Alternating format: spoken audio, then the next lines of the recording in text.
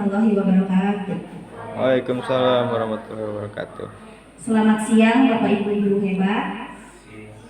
Terima kasih atas waktu dan kesempatannya Bapak Ibu guru dapat berkenan hadir di sini. Tentunya dalam acara diseminasi atau pembahasan pembelajaran mendalam atau deep learning. Nah, sebelum ke penjelasan materi, izinkan saya untuk memperkenalkan rekan saya yang akan menjelaskan materi bersama-sama saya. Yang pertama saya sendiri yaitu Tika Kartika, kemudian yang kedua Bapak Erwin Fardiansa SPD, yang ketiga Bapak Bobi Kuswen. Nah, langsung saja pada pembahasan materi yang telah kami pelajari ketika IN1. Ketika itu kami pelatihan sebanyak 5 hari di Cipuya. Nah, yang telah kami pelajari untuk modul yaitu sebanyak 7. Modul pertama, pola pikir bertumbuh. Modul kedua, pembelajaran mendalam, konsep dan kerangka kerja. Modul ketiga, prinsip dan pengalaman belajar. Modul keempat, asesmen. Modul kelima, perencanaan pembelajaran. Modul keenam, implementasi dan refleksi perencanaan pembelajaran. Modul ketujuh, inquiry kolaborasi. Langsung saja pada modul pertama, yaitu pola pikir bertumbuh atau grow mindset. Pola pikir. Apa itu pola pikir? Pola pikir adalah segalanya. Pola pikir, tindakan, hasil. Pola pikir akan mendikte tindakan yang dilakukan serta akan menentukan hasil yang diperoleh. Kemudian pola pikir lebih penting dari keterampilan. Kenapa? Karena pola pikir adalah fondasi dari keterampilan. Pola pikir merupakan cara melihat dan cara berpikir saat menghadapi masalah. Kemudian pola pikir berperan untuk memperluas cara seseorang dalam melihat dan berpikir. Biasanya kita sebelum melakukan sesuatu pastinya selalu dipikirkan terlebih dahulu. Nah, itu kenapa pola pikir lebih penting dari keterampilan. Kemudian mengapa manusia berbeda-beda? Orang yang satu pasti akan berbeda dengan orang yang lain. Begitu pula dengan cara pemikirannya pasti akan berbeda. Pola pikir adalah keyakinan yang akan menentukan cara seseorang melihat dan berpikir terhadap sebuah kejadian atau peristiwa. Kemudian ada jenis-jenis pola pikir, grow mindset versus fixed mindset. Kalau grow mindset, keyakinan bahwa kecerdasan dan keterampilan dapat dikembangkan lewat belajar dan berusaha. Kemudian fixed mindset, kecerdasan dan keterampilan bersifat tetap yang tidak banyak bisa berubah. Jadi dari sini bisa terlihat pola pikir itu berbeda. Jadi ada yang grow mindset, ada fixed mindset. Kalau grow itu bisa diusahakan. Kalau fix mah begitu baik, tidak dapat berubah. Kemudian pola pikir tetap versus pola pikir bertumbuh. Kalau pola pikir tetap biasanya disingkat dengan PPT.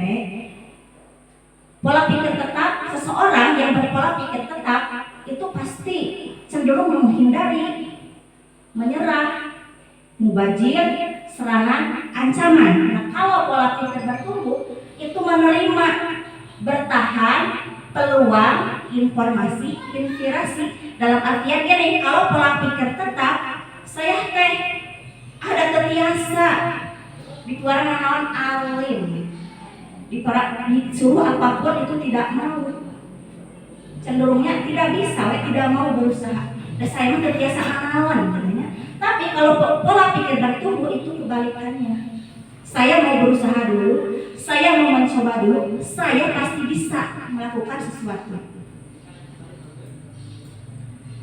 Kemudian dari pola pikir tetap ke pola pikir bertumbuh, belajar cara mengenali suara PPT. PPT pola pikir tetap. Suara yang menimbulkan kekhawatiran dalam menghadapi tantangan dan kesulitan. kesulitan. Dan khawatir PT Mas belum mencoba. Saya itu takut begini, takut begitu, gak mau begini, gak mau begitu. Gitu ya. Sadari bahwa kita punya pilihan berbicara kembali dengan suara PPB. Kalau suara PPB, suara yang menimbulkan optimisme dalam menghadapi tantangan dan kesulitan. Pasti mau melakukan, mau mencoba apapun itu situasinya. Kemudian melakukan aksi dengan suara PPB. Nah, di sini ada suara pola pikir tetap, suara pola pikir bertumbuh. Kalau suara pola pikir tetap, kalau saya gagal berarti saya tidak mampu. Kalau pola pikir bertumbuh, kalau saya gagal berarti saya harus belajar lalu mencoba lagi. Kemudian saya akan menolak saat menerima tugas yang belum pernah saya kerjakan sebab risiko untuk gagal akan besar. Saya akan menerima pekerjaan yang belum pernah saya kerjakan sebab ini adalah peluang untuk belajar dan mengembangkan potensi diri. Kemudian suara pola pikir tetap, kesalahan menunjukkan kelemahan saya sehingga harus dihindari demi menjaga nama baik. Kalau suara pola pikir bertumbuh, kesalahan merupakan sebuah proses belajar dan peluang untuk meningkatkan potensi diri.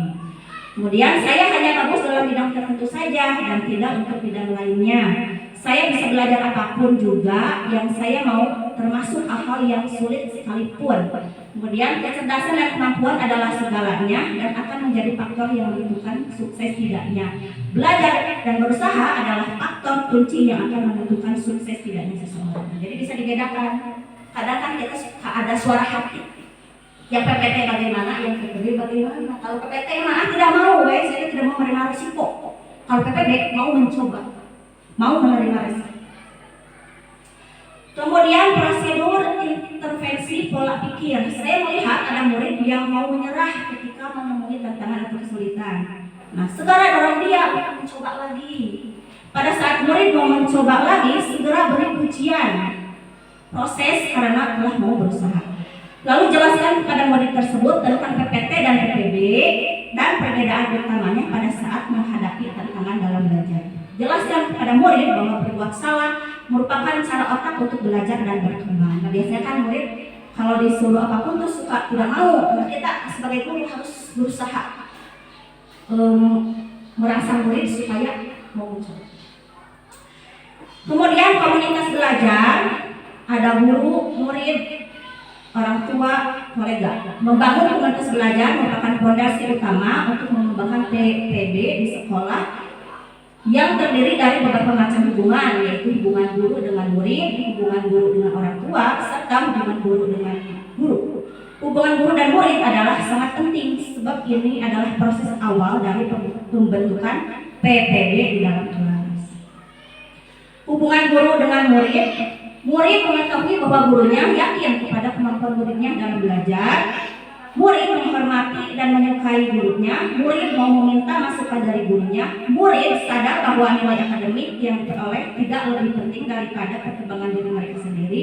Murid merasa aman dengan gurunya. Nah, ini suasana yang harus diciptakan antara guru dan murid. Kemudian tadi disinggung pujian. Nah, pujian itu ada pujian pribadi versus pujian proses. Cara guru memberi pujian atau kritik juga menjadi faktor yang sangat menentukan tipe pola pikir yang akan terbentuk pada muridnya. Dua pujian berikut ini ternyata memberi dampak yang sangat berlawanan. Kamu pasti pintar. Nah, ini pujian pribadi. Kamu pasti sudah bekerja keras. Ini yang disebut pujian proses. Lebih jelasnya, nah, sini ada ya contohnya. Pujian pribadi, kamu memang berbakat dalam matematika. Pujian prosesnya, kamu butuh materi matematika yang akan menantang otakmu. Kamu pintar sekali. Nah, kalau pujian proses, kamu telah menggunakan strategi yang tepat untuk menjawab soal ini. Kamu anak yang baik. Kalau pujian proses, kamu patut diapresiasi untuk usahamu yang sangat baik. Wow, kamu seorang seniman yang luar biasa. Kalau kamu telah memperlihatkan hasil latihan muridisme selama ini. Kamu memang terlahir menjadi seorang penulis. Kamu mampu memilih kata-kata yang sangat baik dalam tulisanmu. Jadi bisa dibedakan mana pujian pribadi, mana pujian proses. Nah, itu untuk modul 1 mengenai pola pikir bertumbuh. Selanjutnya untuk modul 2 pembelajaran mendalam konsep dan kerangka kerja. Apa sih pembelajaran mendalam?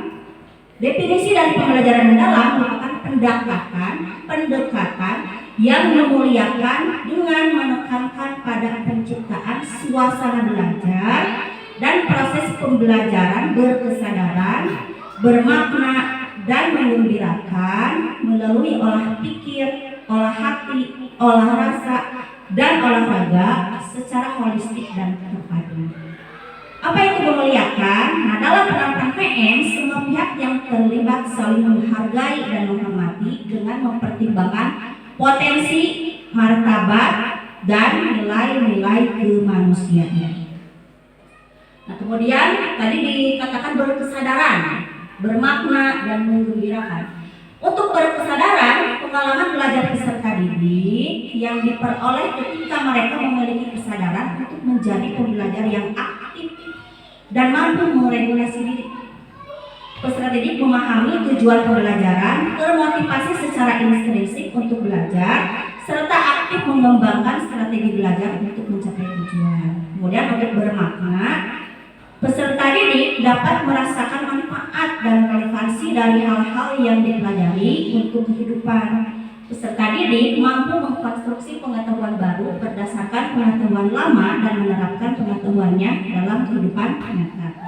Kemudian menggembirakan. Pembelajaran yang menggembirakan merupakan suasana belajar yang positif, menyenangkan, menantang, dan termotivasi. Peserta didik merasa dihargai atas keterlibatan dan kontribusinya pada proses pembelajaran. Peserta didik terhubung secara emosional sehingga lebih mudah memahami, mengingat, dan menerapkan pengetahuan. Nah, kemudian untuk olah pikir, olah hati, olah rasa, olahraga. Olah pikir merupakan proses pendidikan yang berfokus pada pengasahan akal budi dan kemampuan kognitif seperti kemampuan untuk memahami, menganalisa, dan memecahkan masalah. Olah hati adalah proses pendidikan untuk mengasah kepekaan batin, membentuk budi, pekerti, serta menanamkan nilai-nilai moral dan spiritual. Kalau olah rasa sebagai proses pendidikan yang bertujuan untuk mengembangkan kepekaan estetika, empati, dan kemampuan menghargai keindahan serta hubungan antar manusia. Kalau olahraga merupakan bagian dari pendidikan yang bertujuan untuk menjaga dan meningkatkan kesehatan fisik, kekuatan tubuh, serta membentuk karakter melalui kegiatan jasmani. Nah, kemudian apa saja yang dipelajari dalam pembelajaran mendalam? Nah, dalam lingkaran-lingkaran ini, nah ini ya, lingkaran-lingkaran ini ada kelompok-kelompoknya. Nah, dalam pembelajaran mendalam ada yang disebut dimensi profil lulusan, karena tadinya kemudian prinsip pembelajaran, pengalaman belajar, dan kerangka pembelajaran. Jadi ada dimensi profil lulusan, prinsip pembelajaran, pengalaman belajar, dan kerangka pembelajaran. Untuk 8 dimensi profil lulusan, yang pertama keimanan dan ketakwaan terhadap Tuhan Yang Maha Esa, kedua keluargaan, ketiga penalaran kritis, keempat kreativitas, kelima kolaborasi, keenam kemandirian, ketujuh kesehatan, kedelapan komunikasi. Nah, untuk penjelasannya nanti ada di modul 3. Kemudian untuk prinsip pembelajaran mendalam, ada berkesadaran, bermakna, dan menggembirakan. Untuk karakteristiknya ada di modul 3. Kemudian pengalaman belajar. Nah, untuk pengalaman belajar ada memahami, mengaplikasi, merefleksi. Sama penjelasannya ada di modul 3. Kemudian kerangka pembelajaran ada praktik pedagogis, kemitraan pembelajaran, lingkungan pembelajaran, dan pemanfaatan digital. Penjelasannya ada di modul selanjutnya. Kemudian peran guru dalam pembelajaran mendalam ada sebagai aktivator, kolaborator, dan pengembang budaya belajar. Aktivator, guru menstimulasi peserta didik untuk mencapai tujuan pembelajaran dan kriteria kesuksesan pembelajaran dengan berbagai strategi serta memberikan umpan balik untuk menstimulasi setiap level pencapaian yang lebih tinggi. Untuk kolaborator, guru membangun kolaboratif inquiry dengan peserta didik, rekan sejawat, keluarga, masyarakat, mitra profesi, dan Dudika dalam mitra lainnya dalam mengembangkan dan berbagai pengalaman nyata dalam penerapan KM. Kolaborator itu berkolaborasi, yang kita bekerja sama. Kemudian pengembangan budaya belajar, guru memberikan kepercayaan dan peluang mengambil resiko kepada peserta didik untuk mengembangkan kreativitas dan berinovasi dan melibatkan peserta didik dalam mengembangkan pengalaman belajar serta menciptakan lingkungan pembelajaran yang mendukung KM. Nah, mungkin itu saja yang dapat saya sampaikan. Selanjutnya akan diteruskan oleh rekan saya, Bapak Erwin Pardiansah. Padanya saya persilakan. Bismillahirrahmanirrahim. Assalamualaikum warahmatullahi wabarakatuh. Perkenalkan, nama saya Erwin Pardiansah. Saya akan melanjutkan materi tentang pembelajaran mendalam yang kita laksanakan setiap waktu, setiap saat di sekolah masing-masing, ya, di kelas bersama peserta didik. Sebelumnya Bu Tika telah menjelaskan poin-poin pentingnya, ya, di dalam pembelajaran mendalam itu. Ada beberapa prinsip yang mesti kita lakukan, kita laksanakan dalam proses pembelajaran. Sebenarnya ini proses pembelajaran mendalam itu telah kita lakukan, ya. Hanya kita belum tahu saja kalau itu dinamakan pembelajaran mendalam, ya. Contohnya, siswa disuruh aktif untuk mengerjakan tugas-tugas yang kita berikan. Itu kan sudah termasuk ke dalam pembelajaran mendalam. Hanya kita tidak tahu itu masuknya ke poin yang mana. Contohnya kan tadi ada 3 prinsip, ya. Ada berkesadaran, bermakna, sama menggembirakan. Itu semua poin-poinnya sudah ada, ya. Benar begitu Bapak Ibu? Benar, ya, hanya saja kita tidak tahu itu. Kalau menurut saya, ya, itu yang saya rasakan di kelas begitu. Nah, untuk modul 3, prinsip dan pengalaman belajar. Prinsip tadi sudah diulas oleh Bu Tika. Prinsip-prinsipnya, ya, ada yang berkesadaran, bermakna, sama menggembirakan. Itu ketiga prinsip itu yang mesti kita lakukan, kita laksanakan di dalam kelas. Siswa itu harus punya kesadaran, harus mempunyai makna belajar, harus menggembirakan. Menggembirakan itu bukan berarti kita bermain senang-senang. Jadi setiap proses pembelajaran itu harus ada poin-poin atau apa dikatakan, siswa kreatif, siswa mengerjakan tugas tapi tidak di dalam tekanan kita, ya, sebagai tenaga pendidik. Nah, ini berkesadaran tadi sudah dijelaskan oleh Bu Tika, ya, merupakan pengalaman belajar peserta didik yang diperoleh ketika mereka memiliki kesadaran untuk menjadi pembelajar yang aktif. Contohnya, siswa disuruh kita untuk mengerjakan tugas. Terus siswa itu melakukan pekerjaan yang kita berikan kepada mereka. Berarti si siswa tersebut sudah punya kesadaran sebagai siswa untuk mengerjakan tugas yang diberikan oleh kita. Itu salah satu contoh yang berkesadaran. Kemudian prinsip-prinsipnya. Poin pertama, kenyamanan peserta didik dalam belajar. Jadi peserta didik harus memberikan rasa nyaman dalam setiap proses pembelajaran, tidak di bawah tekanan. Kemudian fokus, konsentrasi, dan perhatian. Kesadaran terhadap proses berpikir. Kesempatan peserta didik untuk menentukan pilihan dan memiliki alasan atas pilihannya. Keterlibatan peserta didik dalam mengembangkan strategi belajarnya. Kemudian keterbukaan terhadap perspektif baru, keingintahuan terhadap pengetahuan dan pengalaman baru. Itu prinsip dalam pembelajaran mendalam di poin berkesadaran. Kemudian bermakna. Pembelajaran bermakna terjadi ketika peserta didik dapat menerapkan pengetahuannya secara kontekstual.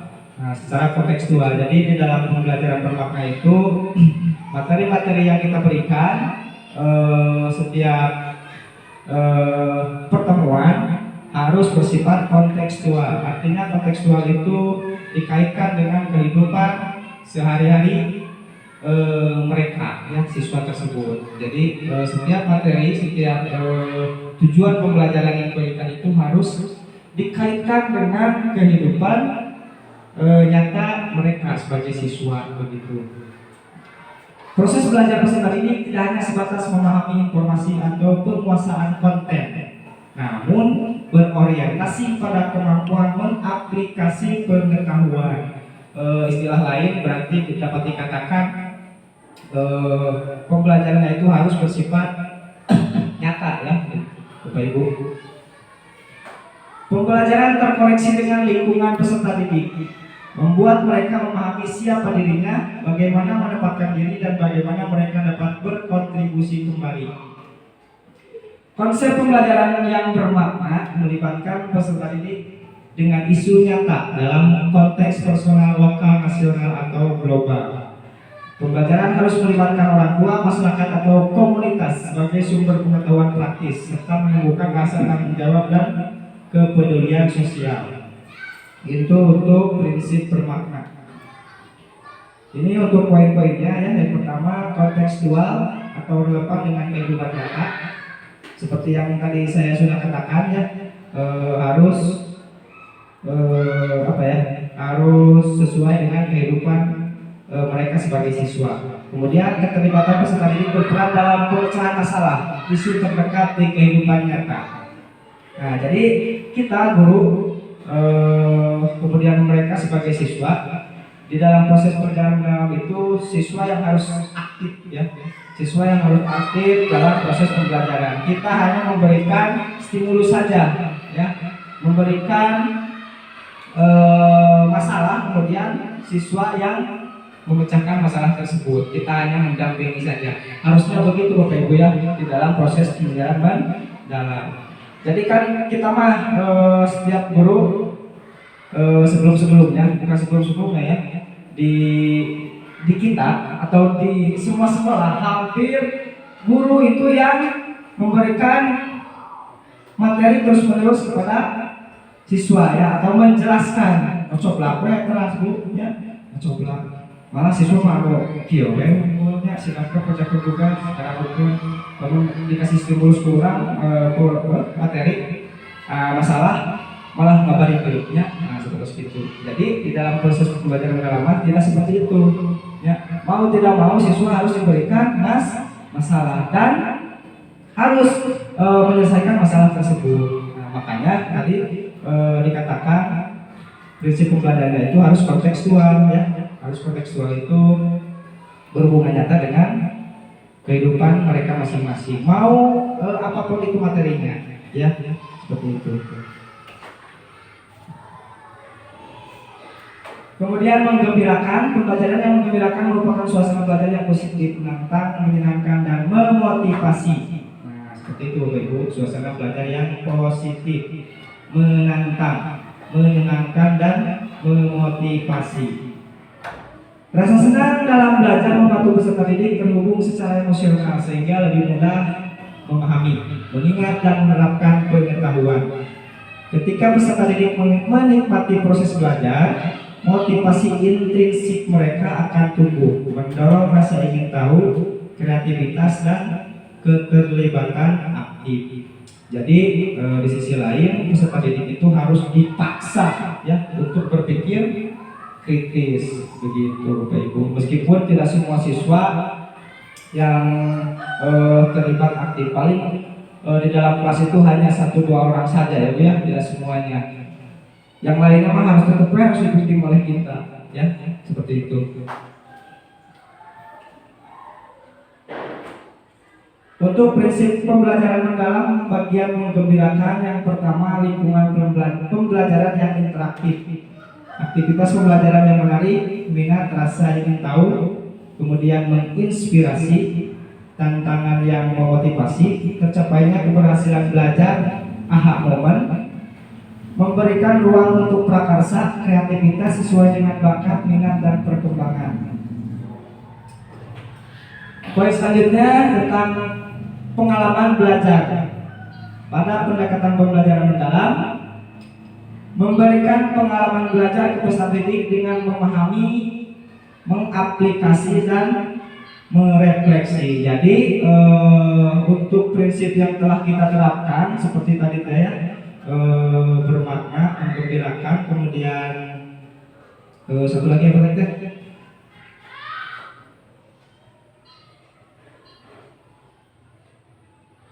Berkesadaran ya. Nah itu kalau sudah dilaksanakan pasti akan mempunyai pengalaman belajar tersendiri ya. Pembelajaran mendalam memberikan pengalaman belajar kepada peserta didik dengan memahami, mengaplikasi dan merefleksi. Pengalaman belajar yang diciptakan proses yang dialami individu dalam memperoleh pengetahuan, keterampilan sikap atau nilai. Pengalaman ini terjadi di berbagai lingkungan seperti di sekolah, tempat kerja, rumah, atau dalam kehidupan sehari-hari dan melibatkan interaksi dengan materi pelajaran, guru, teman sejawat, atau lingkungan. Memahami itu dalam prinsip pembelajaran mendalam yaitu fase awal ya, fase awal pembelajaran yang bertujuan membangun kesadaran peserta didik terhadap tujuan pembelajaran, mendorong peserta didik untuk aktif mengkonstruksi pengetahuan agar peserta didik dapat memahami secara mendalam konsep atau materi dari berbagai sumber dan konteks. Jenis pengetahuan pada fase ini terdiri dari pengetahuan esensial, pengetahuan aplikatif, dan pengetahuan nilai dan karakter. Ini untuk tabel memahami ya, ada pengetahuan esensial, pengetahuan aplikatif, pengetahuan nilai dan karakter. Untuk pengetahuan esensial yang perlu diterapkan dalam proses pembelajaran, yang pertama pengetahuan dasar yang fundamental dalam suatu bidang atau disiplin ilmu yang harus dipahami dan dikuasai untuk membangun pemahaman yang lebih kompleks dan dapat diterapkan dalam berbagai konteks. Contohnya bahasa, kosakata, tata bahasa, dasar pengetahuan wacana, dan 4 keterampilan berbahasa. Itu dalam pengetahuan esensial.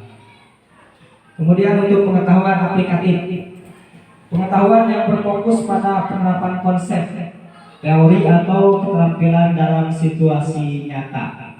Berarti aplikatifnya itu pengaplikasiannya di dalam konteks nyata ya. Pengetahuan ini digunakan untuk menyelesaikan masalah, membuat keputusan atau menciptakan sesuatu yang berdampak. Contohnya bahasa, memahami cara menggunakan keterampilan menulis untuk membuat laporan atau bahan presentasi yang efektif. Kemudian untuk pengetahuan nilai dan karakter, pengetahuan yang berkaitan dengan pemahaman tentang nilai-nilai moral, etika, budaya, dan kemanusiaan yang berperan penting dalam membentuk kepribadian, sikap, dan perilaku seseorang. Contohnya masih di dalam bahasa, artinya memahami cara menggunakan bahasa untuk membangun hubungan baik, menghindari konflik, serta menunjukkan empati dan kepedulian. Ini untuk tabel memahami ya Bapak Ibu. Kemudian untuk karakteristiknya, poin pertama menghubungkan pengetahuan baru dengan pengetahuan sebelumnya. Tentu Bapak Ibu di setiap pertemuan di kelas, setiap sebelum memberikan tujuan pembelajaran itu pasti membahas materi yang sebelumnya dipelajari, kemudian dihubungkan dengan materi yang akan dibahas di pertemuan tersebut. Yang kedua, menstimulasi proses berpikir peserta didik. Menstimulasi itu memberikan tantangan baru ya, yang harus dipecahkan oleh peserta didik. Menghubungkan dengan konteks nyata dan atau kehidupan sehari-hari. Mengkonstruksi pemahaman melalui pengalaman nyata. Memberikan kebebasan eksploratif dan kolaboratif. Mau itu salah, mau itu benar, peserta didik harus memecahkan masalah yang kita berikan yang berhubungan dengan materi ya, tentu saja. menanamkan nilai-nilai moral dan etika dalam nilai positif lainnya, mengaitkan pembelajaran dengan pembentukan karakter peserta didik. Contoh, guru mengeksplorasi pengalaman-pengalaman peserta didik terhadap permasalahan sosial di masyarakat. Sebelum menyampaikan topik permasalahan sosial pada pembelajaran IPS, contohnya contoh pembelajaran ya, kalau di dalam pelajaran IPS yang berhubungan dengan sosial di masyarakat tentang gotong royong misalkan ya, atau mengetahui kondisi alam yang ada di lingkungan peserta didik. Itu diberikan stimulus terhadap siswa. Kemudian masalah-masalah yang ada di dalam lingkungan peserta didik itu nanti yang akan dipelajari ya. Guru memberikan data kemiskinan di Indonesia serta meminta peserta didik untuk memahami dan memberikan tanggapan. Nah, contohnya kalau di lingkungan masyarakat peserta didik itu, guru memberikan stimulus terhadap siswa. Kenapa di Indonesia masih banyak orang masyarakat yang miskin ya. Nah itu teh dipecahkan masalahnya terhadap sama siswa tersebut. Mengaplikasi pada tahap ini memberikan kesempatan peserta didik untuk menerapkan keterampilan atau pengetahuan tertentu dalam berbagai konteks. Sebagai guru, kita sebaiknya tidak berasumsi bahwa jika siswa sudah belajar suatu pengetahuan atau keterampilan, peserta didik secara otomatis dengan sendirinya mengetahui kapan dan di mana menggunakannya. Penting untuk secara jelas, pembelajaran memfasilitasi konteks di mana pengetahuan dan keterampilan tersebut dapat atau tidak dapat diterapkan oleh peserta didik. Nah, mengaplikasi itu kan tadi sudah dibahas sebelumnya ya. Jadi sudah di dalam penerapan pemahaman di dalam lingkungan. Untuk karakteristik di dalam mengaplikasinya, poin pertama yaitu menghubungkan konsep baru dengan pengetahuan sebelumnya. Hampir sama-sama saja ya sama materi yang tadi, Bapak Ibu. Sama memahami. Kemudian menerapkan pengetahuan ke dalam situasi nyata atau bidang lain. Melakukan praktik pemecahan masalah, isu yang kontekstual dalam kehidupan. Mengembangkan pemahaman dengan eksplorasi lebih lanjut. Berpikir kritis, menghubungkan ide-ide dan mencari solusi inovatif berdasarkan pengetahuan yang ada. Contoh, topiknya itu persamaan linear. Ya. Peserta didik memahami bentuk umum persamaan linear dan cara menyelesaikannya. Kemudian di dalam pendalaman pengetahuannya, peserta didik menerapkan persamaan linear dalam masalah keuangan seperti menghitung keuntungan bisnis atau menentukan titik impas dalam penjualan produk. Ini untuk pembelajaran matematika. Kemudian untuk refleksi merupakan proses saat peserta didik mengevaluasi dan memaknai proses serta hasil dari tindakan atau praktik nyata yang telah mereka lakukan. Refleksi itu termasuk ke dalam penilaian Bapak Ibu ya. Jadi setelah kita memberikan stimulus, melakukan proses pembelajaran yang dikaitkan dengan kehidupan nyata, kita merefleksi hasil dari tugas-tugas mereka, hasil dari pemecahan masalah mereka. Refleksi ini bertujuan untuk memahami sejauh mana tujuan pembelajaran tercapai, serta mengeksplorasi kekuatan, tantangan, dan area yang perlu diperbaiki.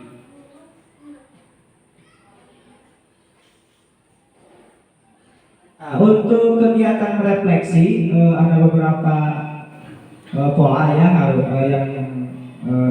harus dilakukan. Salah satu diantaranya yaitu menggunakan jurnal refleksi.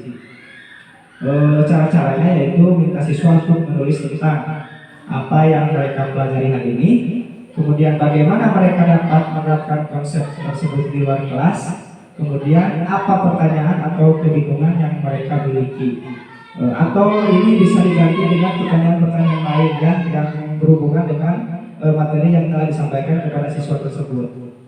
Itu untuk kegiatan merefleksi dari hasil proses pembelajaran. Kemudian ada rubrik ya, gunakan rubrik self assessment. Siswa menilai sejauh mana mereka memahami konsep dengan menjawab pertanyaan seperti apakah saya bisa menjelaskan konsep ini dengan kata-kata saya sendiri? Nah, itu masuknya ke dalam rubrik self assessment. Apakah saya bisa memberikan contoh nyata yang relevan? Kemudian apakah saya bisa menerapkan konsep ini dalam situasi lain? Untuk proses penilaiannya, guru bisa memandu diskusi efektif dengan bertanya, apa tantangan terbesar yang kalian hadapi dalam memahami konsep ini? Kemudian bagaimana cara terbaik untuk memperdalam pemahaman kita bersama?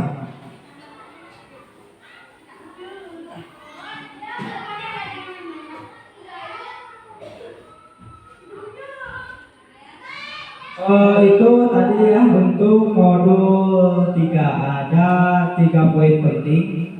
3 poin penting yang telah dibahas dari modul 1, modul 2, modul 3. Ada prinsip pembelajaran mendalam, berkesadaran, bermakna, sama menggembirakan. Kemudian untuk modul 4 tentang asesmen, pembelajaran mendalam. Asesmen itu penilaian ya Bapak Ibu. Kenapa bro? Kita lanjutkan Bapak Ibu. Biasa aja jangan tegang ya, sambil ngobrol sambil ngopi kalau tidak sendirian. Bengong Bagaimana KKS biasa nyantai. Iya video berjalan. Biasa. Memotong jadi deh. Baik Bapak Ibu, kita lanjutkan di modul 4 ya. Kita mengulas garis besarnya saja ya Bapak Ibu. Untuk asesmen tentu Bapak Ibu sudah tahu ya, asesmen itu mengenai penilaian, baik itu penilaian secara formatif maupun sumatif. Untuk asesmen pembelajaran mendalam ya, poin pertama yaitu penilaian atau asesmen.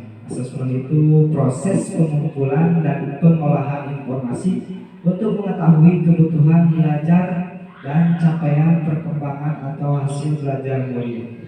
Asesmen itu bisa dilakukan pas kita masuk ke kelas, memberikan stimulus itu sudah termasuk dalam asesmen. Mereka akan menjawab secara sepintas. Dari jawaban tersebut kita simpulkan mana yang akan kita pelajari pada hari tersebut. Itu masuk ke dalam asesmen juga ya.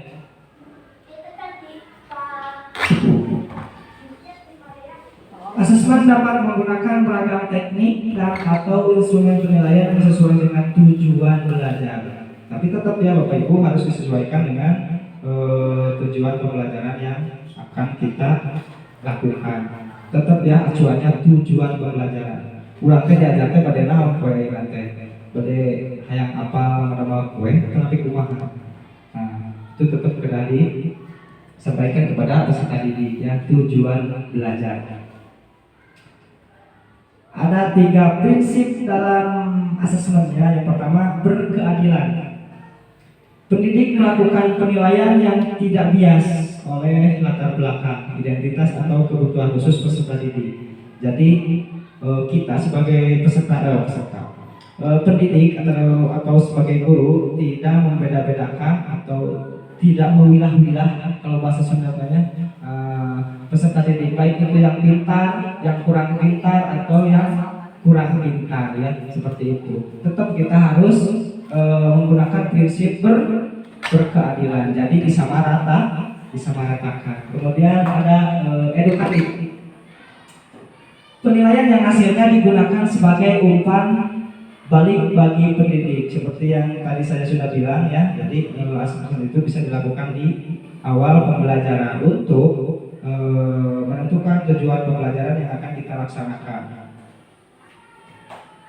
Jadi hasil umpan balik dari peserta didik itu yang akan kita bahas atau kita pelajari dalam PPM tersebut. Kemudian selanjutnya ada objektif. Penilaian didasarkan pada informasi faktual atau pencapaian perkembangan atau hasil belajar peserta didik. Nah, tentu saja Bapak Ibu sudah tahu ya objektif itu. Kalau misalkan nilainya A, kalau B, B, C, D, jangan misalkan harusnya nilai C dikasih A. Nah, itu tidak objektif. Asesmen Asesmen pada pembelajaran mendalam. Ada dua ya, asesmen formatif sama asesmen sumatif. Asesmen formatif yaitu asesmen yang bertujuan untuk memberikan informasi atau umpan balik bagi pendidik dan murid untuk memperbaiki proses belajar. Asesmen formatif itu bisa dilakukan atau dilaksanakan. Ada yang di awal pembelajaran, yang kedua ada di dalam proses pembelajaran ya. Itu ada dua langkah di dalam asesmen formatif. Ada di awal sama di dalam proses pembelajaran. Asesmen formatif itu tidak harus selalu memberikan nilai, tidak harus menjadi nilai. Kita melakukan observasi terhadap peserta didik saja itu sudah menjadi asesmen ya, dinamakan formatif. Asesmen di awal pembelajaran yang dilakukan untuk mengetahui kesiapan murid untuk mempelajari materi ajar dan mencapai tujuan pembelajaran yang direncanakan. Yang kemudian asesmen di dalam proses pembelajaran yang dilakukan selama proses pembelajaran untuk mengetahui perkembangan murid dan sekaligus pemberian umpan balik yang cepat. Begitu Bapak Ibu. Kemudian asesmen sumatif. Nah, kalau ini asesmen sumatif nilai yang dihasilkan itu berupa angka ya, atau berupa poin kredit. Yaitu asesmen yang dilakukan untuk memastikan ketercapaian tujuan pembelajaran. Nah, ini kalau memberikan nilai sumatif berarti apakah tujuan pembelajaran yang dilakukan oleh kita sudah berhasil atau tidak. Kalau misalkan nilainya di bawah ketentuan yang telah kita tentukan, berarti itu pembelajaran harus diulang ya, seperti itu. Biasanya untuk asesmen sumatif itu dilakukan pada saat akhir bab ya, untuk di awal akhir bab atau bukan di akhir pertemuan ya, akhir bab, akhir topik. Misalkan di kelas 7 itu ada 4 bab. Nah, berarti di setiap akhir pembelajaran itu, di setiap akhir bab itu dilakukan asesmen sumatif. Bisa dilakukan ya, asesmen sumatif. Atau di akhir semester ya, akhir semester atau di pas kenaikan kelas itu untuk asesmen sumatif. Kalau formatif itu kita sedang proses pembelajaran saja, terus melakukan observasi kepada peserta didik, itu sudah termasuk ke dalam asesmen formatif ya. Nah, sumatif itu khusus ya, akhir bab, akhir semester atau dalam kenaikan kelas, itu dinamakannya asesmen sumatif. Kemudian asesmen dalam penerapan pembelajaran mendalam yaitu asesmen formatif dan sumatif diterapkan dengan penekanan pada asesmen autentik dan holistik. Yang pertama autentik. Autentik itu penilaian yang mempresentasikan realitas kehidupan atau konteks sehari-hari. Autentik berarti ya seperti yang sudah bilang tadi ya, sesuai dengan kehidupan nyata di lingkungan peserta didik. Kemudian holistik, penilaian yang melihat keseluruhan aspek kemampuan siswa secara utuh dan terpadu, pengetahuan, keterampilan ataupun sikap. Dapat terintegrasi berbagai dimensi pembelajaran untuk memberi gambaran komprehensif terhadap perkembangan belajar siswa. Nah, ini untuk asesmen yang tadi ya, di dalam formatif itu kalau di dalam awal atau proses ada yang dinamakan assessment as learning, kemudian assessment for learning ya. As itu assessment untuk refleksi diri murid dan refleksi proses pembelajaran, berarti di akhir pembelajaran ya, as learning. Contohnya jurnal reflektif, self assessment, peer assessment, checklist kemajuan belajar dan yang lainnya. Untuk assessment for learning, asesmen untuk perbaikan proses pembelajaran. Contohnya peta konsep, umpan balik formatif, classroom assessment teknik CATS, observasi dan yang lainnya. Nah, ini untuk penilaian formatif ada 2 langkah ya, ada assessment as learning, kemudian assessment for learning. Kalau untuk penilaian sumatif, assessment ya, itu berarti ya udah di Pareman berarti untuk di akhir. Kata kuncinya ini as sama por. Kalau untuk bahasa Inggris pasti ngerti apa ya?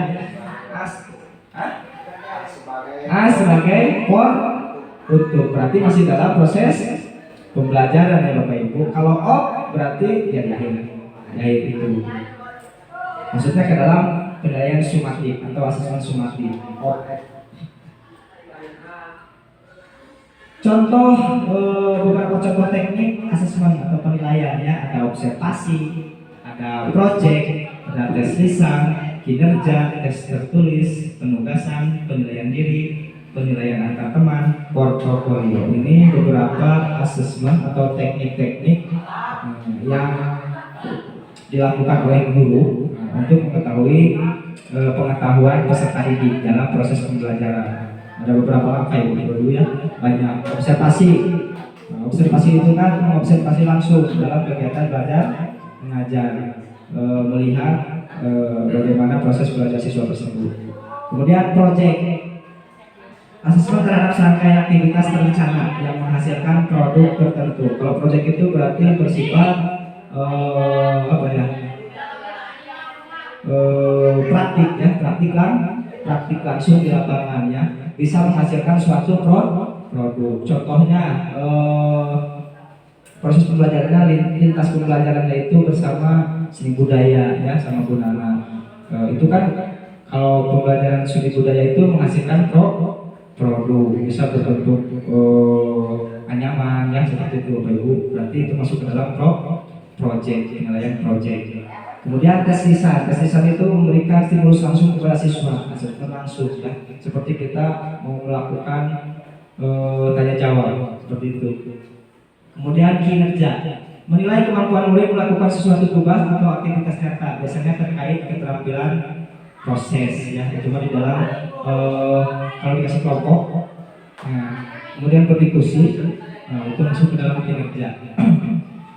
Tes tertulis seperti biasa ya, setiap akhir pembelajaran kita memberikan beberapa pertanyaan kepada siswa yang dicatat langsung atau bisa dikerjakan di rumah, itu masuk ke dalam tes tertulis. Kemudian penugasan sama saja sama tes tertulis ya. Itu untuk teknik, beberapa teknik asesmennya atau penilaian. Nah, baik Bapak Ibu, itu tadi sedikit penjelasan ya, poin-poin pentingnya saja dari modul 4 ya. Untuk selanjutnya yaitu ke modul 5. Modul 5 itu perencanaan pembelajaran mendalam ya, berarti berkaitan dengan RPP. Ya, rencana pelaksanaan pembelajaran. Di dalam perencanaan pembelajaran itu ada 4 poin penting Bapak Ibu. Yang pertama, identifikasi, desain pembelajaran, pengalaman belajar, kemudian ada asesmen seperti yang sebelum-sebelumnya Bapak Ibu telah buat ya. Bapak itu ada identifikasi, ada desain pembelajaran pasti ada, pengalaman belajar harus itu ya, kemudian asesmen atau penilaian. Analisis pengetahuan awal yang pertama ya, ada 5 poin penting ke dalam mengidentifikasi kesiapan siswa ya. Yang pertama, analisis pengetahuan awal, observasi dan refleksi, inventarisasi gaya belajar dan minat, kemudian analisis keterampilan berpikir tingkat tinggi, HOT, kemudian konteks sosial dan emosional. Itu di dalam poin pertama, yaitu mengidentifikasi kesiapan siswa. Bapak Ibu pasti sudah paham lah ini ya, di skip aja lah. Kemudian, nah ini untuk di dalam membuat RPP harus tercantum dari hasil pembelajaran kami harus memuat atau mencantumkan dimensi profil lulusan ya, 8 dimensi profil lulusan. Profil lulusan berdasarkan hasil identifikasi mata pelajaran, menerapkan prinsip pembelajaran mendalam yang yaitu bermakna, berkesadaran dan menggembirakan untuk mencapai dimensi profil lulusan.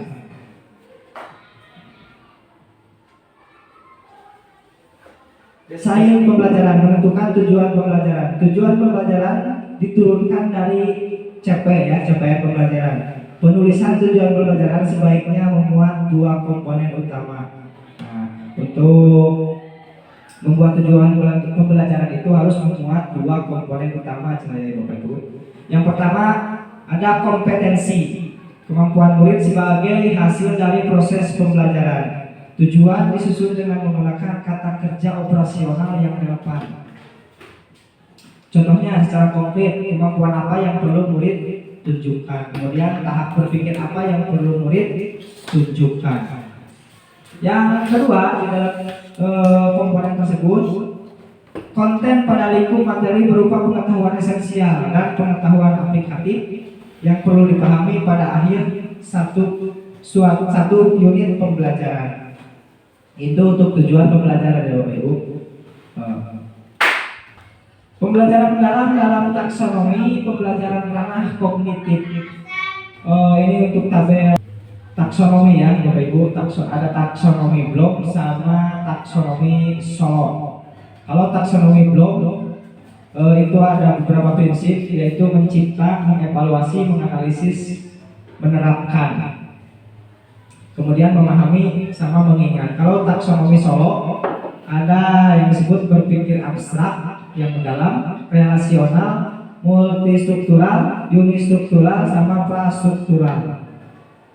Kemudian masuk ke dalam pengalaman belajarnya, merefleksi. Kalau mencipta, mengevaluasi, berpikir abstrak dan mendalam, masuk ke dalam merefleksi. Kemudian menganalisis, menerapkan, relasional, masuk ke dalam aplikasi. Memahami, mengingat, multistruktural, unistruktural, masuk ke dalam memahami. Itu dalam pengalaman belajarnya ya Bapak Ibu. Kemudian di dalam desain pembelajaran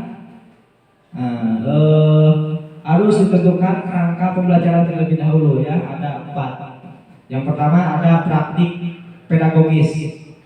Strategi pengajar yang dipilih guru untuk mencapai tujuan belajar dalam mencapai dimensi profil lulusan. Untuk mewujudkan pembelajaran mendalam, guru berfokus pada pengalaman belajar peserta didik yang autentik, mengutamakan praktik nyata, mendorong keterampilan berpikir tingkat tinggi dan kolaborasi. Yang kedua, kemitraan pembelajaran.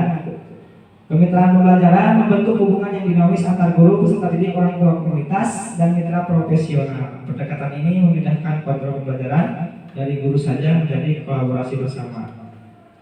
Yang ketiga ada lingkungan belajar. Lingkungan belajar menekankan integrasi antar ruang fisik, ruang virtual, dan budaya belajar untuk mendukung pembelajaran mendalam. Kemudian ada pemanfaatan digital. Pemanfaatan teknologi digital juga memegang peran penting sebagai katalisator untuk menciptakan pembelajaran yang lebih interaktif. Itu untuk mendesain pembelajarannya ya Bapak Ibu. Nah ini ada praktik pedagogis, kemitraan pembelajaran, lingkungan belajar, pemanfaatan digital. Jadi semua aspek ini harus tercantum di dalam rancangan pembelajaran ya. Asesmen pembelajaran. Asesmen tadi sudah dibahas juga ya di modul 4. Ada di awal pembelajaran, kemudian di proses pembelajaran, kemudian di akhir pembelajaran ya. Asesmen sudah. Kemudian ini proses menyusun, menganalisis, menyusun tujuan, merencanakan pembelajaran dan asesmen. Nah ini untuk tampilan RPP ya, sintak langkah-langkah dalam RPP. Jadi di dalam identifikasi itu memuat dimensi profil lulusan ya. Ada 8 dimensi profil lulusan yang harus tercantum di dalam RPP.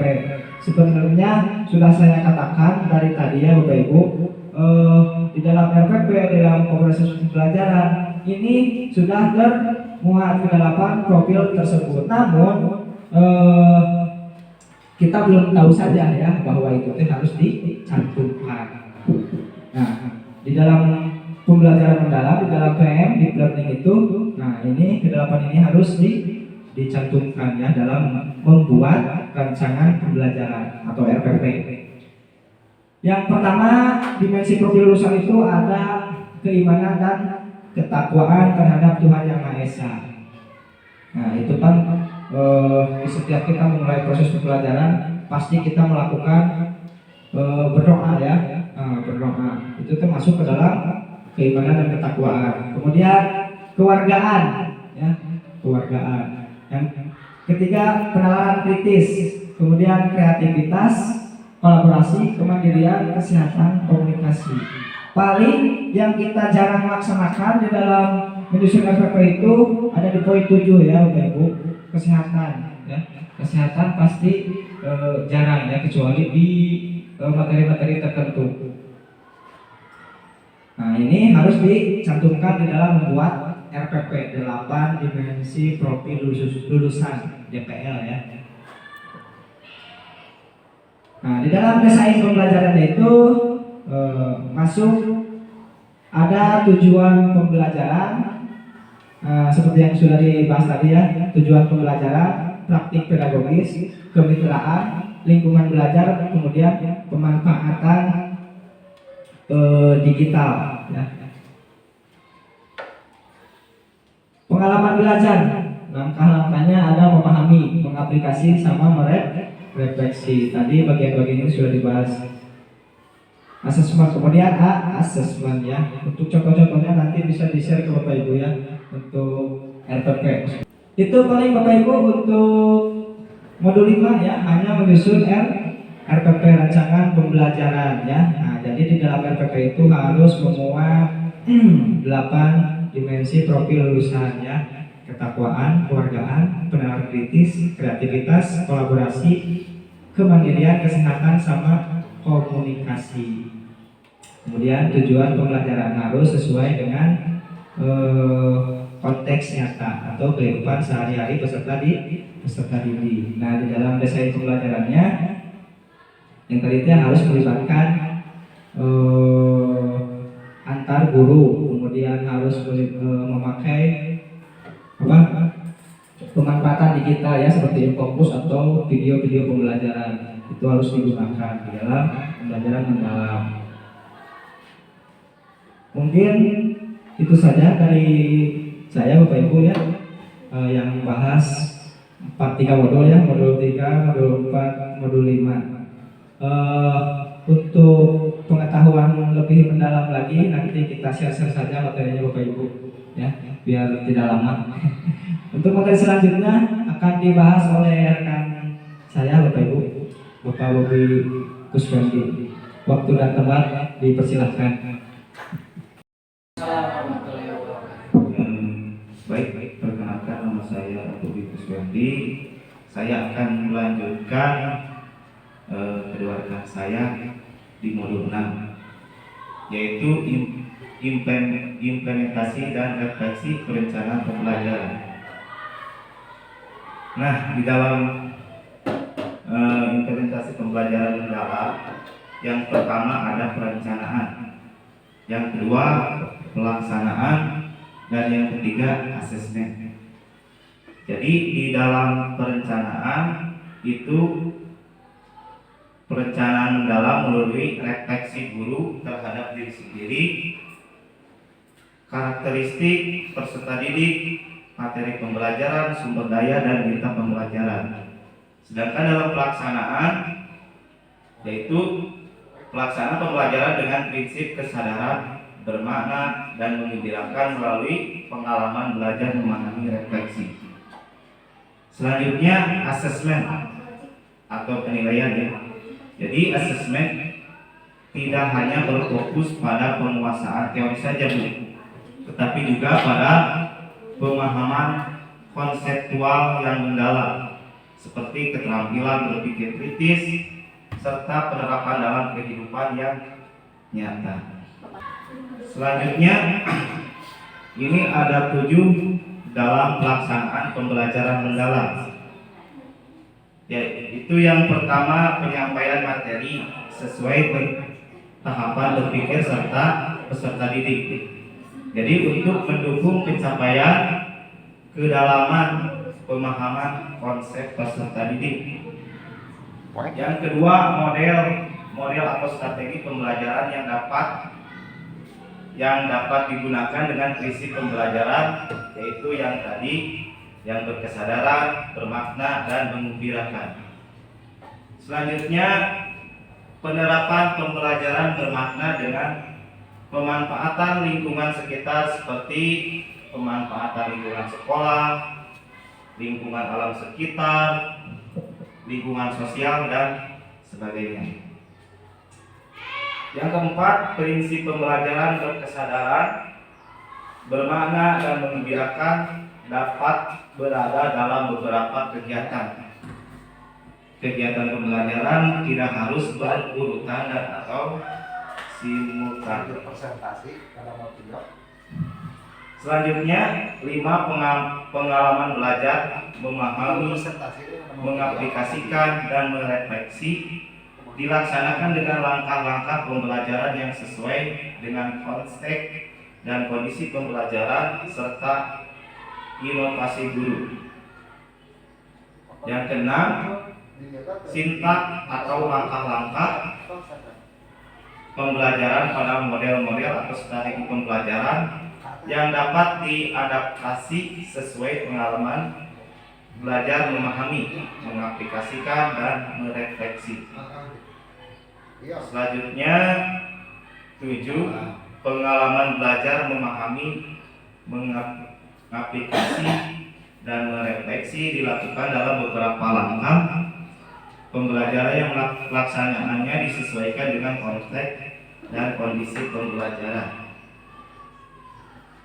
8, pengalaman pembelajaran melalui olah pikir, olah hati, olah rasa, dan olah raga adalah pengembangan diri yang holistik dan integratif yang mencakup aspek intelektual,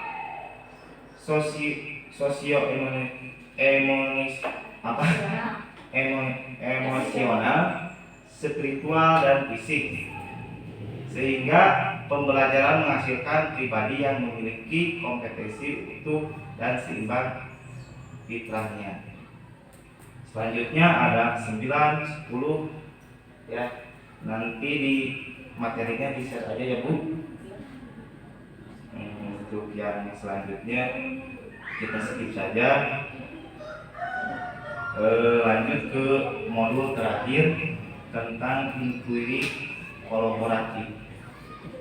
Jadi inquiry kolaboratif adalah pendekatan berbasis tim atau bisa kelompok ya, yang memungkinkan guru untuk bekerja sama dalam mengidentifikasi tantangan di kelas. Jadi merancang strategi pembelajaran dan secara berkelanjutan merefleksi serta menyempurnakan praktik pengajaran. Jadi itu ya yang disebut inquiry kolaboratif. Terus ada menurut Quinn dan kawan-kawan, inquiry kolaboratif adalah suatu proses terstruktur yang memungkinkan guru untuk bekerja sama dalam rangka yang pertama mengidentifikasi tantangan nyata di dalam kelas. Jadi baik yang bersifat akademik ataupun non akademik. Selanjutnya mendesain strategi pembelajaran yang tepat dan sesuai dengan ketentuan murid. Selanjutnya menerapkan strategi tersebut sambil melakukan refleksi terhadap penerapan untuk kemudian menyempurnakan praktik pengajaran. Ini sering kita lakukan di sekolah, terutama biasanya di pembelajaran, lintas pembelajaran antara guru matematika dengan guru IPA. Jadi menerapkan strategi tersebut untuk melakukan refleksi terhadap penerapan untuk kemudian disempurnakan. Selanjutnya, prinsip-prinsip inquiry kolaboratif. Ada beberapa poin. Yang pertama, berbasis data dan bukti. Selanjutnya, kolaborasi yang setara dengan bermakna. 4. Ketiga, budaya profesional yang terbuka dan relatif. Selanjutnya, terstruktur tetapi fleksibel. Selanjutnya, fokus pada pembelajaran dan hasil murid. Selanjutnya, pembelajaran berkelanjutan di tempat kerja dan konseptual dan responsif. Terus nilai-nilai dalam melakukan inquiry. Ini adalah salah satu poin-poin di dalam penilaian inquiry kolaboratif. Poin pertama, percaya, hormat, dan memuliakan antara anggota tim. Jadi saling menghormati atau percaya terhadap kelompok atau tim. Selanjutnya, terbuka dan kejujuran dalam berbagai tantangan dan pengalaman. Komitmen untuk perbaikan berkelanjutan serta kesertaan dan keterlibatan semua pihak. Selanjutnya, siklus inquiry kolaboratif. Jadi siklus inquiry kolaboratif merupakan proses berkelanjutan yang terdiri dari 4 tahap utama yang saling berkesinambungan, yaitu asas atau identifikasi, desain, perancangan, implementasi, pelaksanaan, dan refleksi atau pengukuran. Terus lagi keberhasilan refleksi perbaikan. Siklus ini menjadi kerangka kerja untuk guru secara bersama-sama mengidentifikasi masalah pembelajaran, merancang solusi, melaksanakan rencana, serta melakukan evaluasi perbaikan secara terus-menerus. Nah, ini selanjutnya Ibu Bapak Guru akan penerapan inquiry kolaboratif. Implementasi inquiry kolaboratif di sekolah akan lebih efektif jika didukung oleh 2 aspek yang penting yang saling melengkapi, yaitu dialog terbuka yang aktif antara pemangku kepentingan dan refleksi yang didasarkan pada data konkret. Jadi keduanya bersama-sama memperkuat kerjasama dan memastikan peningkatan kualitas pembelajaran secara menyeluruh. Poin-poinnya jadi untuk membangun dialog terbuka yang efektif, mengintegrasikan dialog terbuka dalam proses inquiry kolaboratif, melakukan refleksi berbasis data untuk perbaikan yang terukur, panduan diskusi efektif tim inquiry. Nah, bapak-bapak, rekan-rekan, hanya itu yang dapat saya sampaikan. Terima kasih sudah menyimak, semoga bermanfaat. Amin. Dan dapat kita aplikasikan di sekolah kita. Amin. Wabil taufiq wal hidayah. Assalamualaikum warahmatullahi wabarakatuh.